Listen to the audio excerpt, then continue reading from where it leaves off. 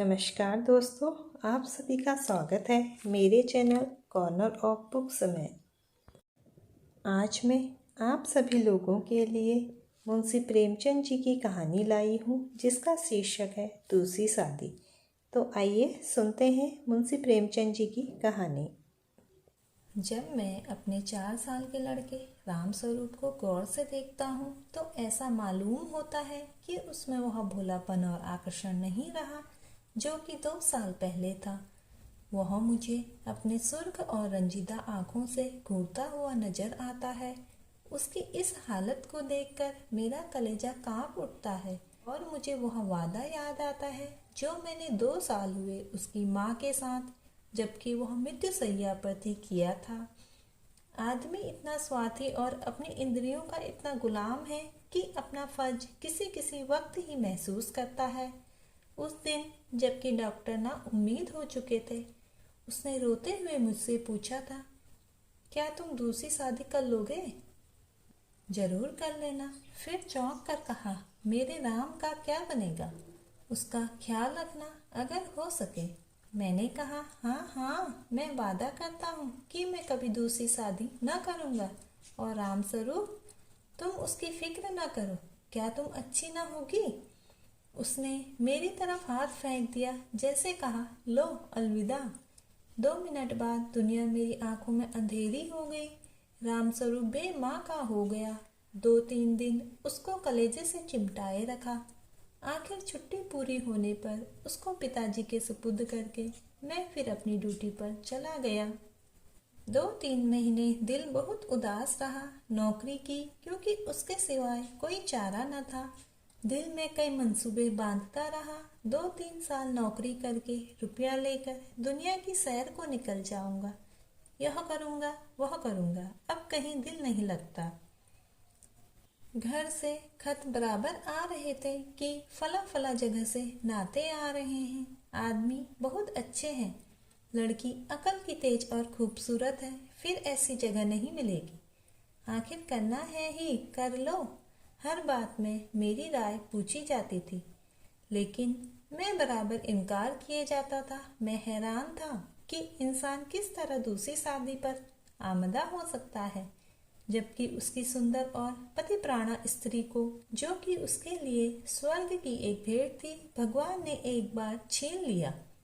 वक्त बीतता गया, फिर यार दोस्तों के तकाजे शुरू हो गए। कहने लगे, जाने भी दो, औरत पैर की जूती है। जब एक फट गई दूसरी बदल ली।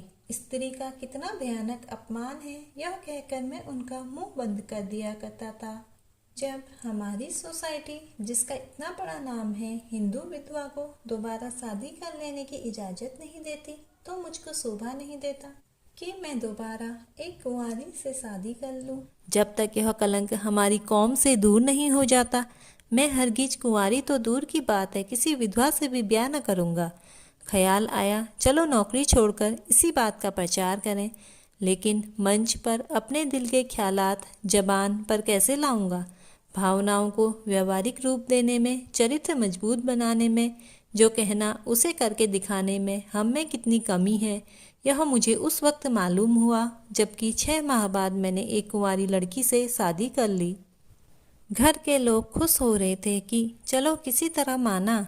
उधर उस दिन मेरी बिरादरी के 2-3 पढ़े लिखे रिश्तेदारों ने डांट बताई। तुम जो कहा करते थे मैं बेवा से ही शादी करूंगा, लंबा चौड़ा व्याख्यान दिया करते थे, अब वह तमाम बातें किधर गई? तुमने तो एक उदाहरण भी न रखा जिस पर हम चल सकते। मुझ पर जैसे घड़ों पानी फिर गया, आंखें खुल गई। जवानी के जोश में क्या कर गुजरा, पुरानी भावनाएं फिर उभर आई और आज भी मैं उन्हीं विचारों में डूबा हुआ हूँ। सोचा था नौकर लड़के को नहीं संभाल सकता, औरतें ही इस काम के लिए ठीक हैं। ब्याह कर लेने पर जब औरत घर में आएगी तो राम स्वरूप को अपने पास बाहर रख सकूंगा और उसका ख्याल रखूंगा, लेकिन वह सब कुछ गलत अक्षर की तरह मिट गया। रामस्वरूप को आज फिर वापस गांव पिताजी के पास भेजने पर मजबूर हूँ। क्यों? यह किसी से छिपा नहीं। औरत का अपने सौतेले बेटे से प्यार करना एक असंभव बात है।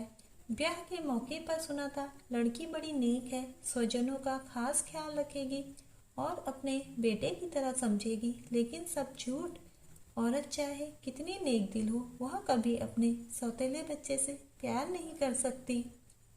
और यह हार्दिक दुख उस वादा तोड़ने की सजा है जो मैंने एक नेक बीवी से उसके आखिरी वक्त में किया था।